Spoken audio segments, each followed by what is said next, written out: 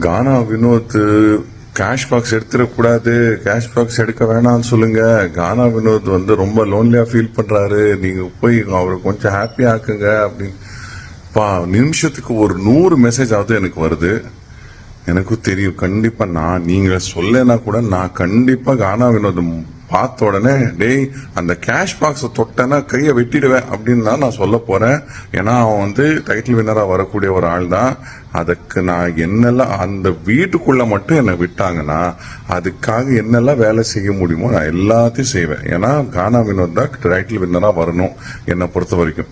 So தெரியும் அவர் வந்து cash box எடுக்க கூடாது, நான் சொல்லிடுவேன். ஒரு 100 வாட்டி 200 வாட்டி கூட சொல்லிடுவேன். கேஷ் பாக்ஸை மட்டும் தொட்டேனா அவ்வளவுதான், நீ காலி அப்படின்னு கூட நான் சொல்லிடுவேன். கவலையப்படாதீங்க.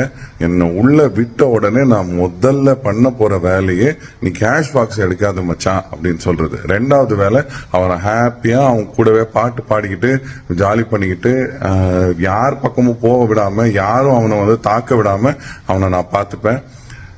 என்ன மட்டும் உள்ள விட்டா போதும், அதுதான். சரிங்களா? கேஷ் பாக்ஸ் தொட விட மாட்டேன் ப்ளீஸ்.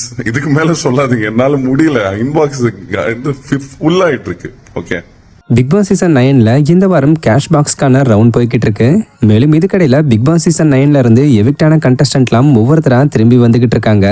ஆக்சுவலா இவங்க திரும்ப வந்தது கண்டஸ்டன்ஸ் மத்தியில சின்ன சலசலப்பையும் குழப்பத்தையும் ஏற்படுத்திருக்குன்னு தான் சொல்லணும். அதாவது வியானா என்ட்ரி கொடுத்து சாண்ட்ராவை டார்கெட் பண்ணி ஒரு பக்கம் பொழந்துகிட்டு இருக்காங்க.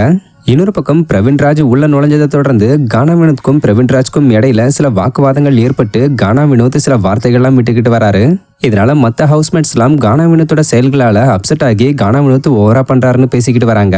கானா வினோத்துமே இதனால தனிமைக்குள்ளாக்கப்பட்டு நெகட்டிவா ஃபீல் பண்ணிக்கிட்டு வராரு. மேலும் இவருடைய செயல்களை பார்த்த பிக் பாஸ் ஆடியன்ஸ் சிலர் கானா வினோத்தோட ஆட்டிடியூடே மாறிடுச்சு, தலகணம் தலைக்கேறின மாதிரி பேசுறாரு, ஓவர் கான்பிடன்ஸ் இருக்குன்னு சொல்லிக்கிட்டு வராங்க. அதே நேரத்துல கானா வினோத்தோட ஃபேன்ஸ் பலர் கானா வினோத் தான் டைட்டில் வின் பண்ண போறாருன்றதுனால எல்லாரும் அவரை டார்கெட் பண்ணி கேஷ் பாக்ஸை எடுக்க வைக்க பாக்குறாங்க.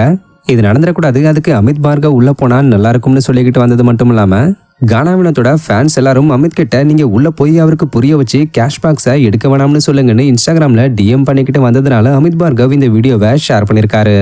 ஸோ பிக் பாஸ் சீசன் 9ல யார் கேஷ் பாக்ஸை எடுக்க போறா, யார் டைட்டில் வின் பண்ண போறாங்கன்ற உங்களுடைய கணிப்பை கமெண்ட்ல சொல்லுங்க. இது மாதிரியான அப்டேட்ஸ்க்கு மறக்காம நம்மளுடைய சேனலை சப்ஸ்கிரைப் பண்ணிக்கோங்க. தேங்க்யூ.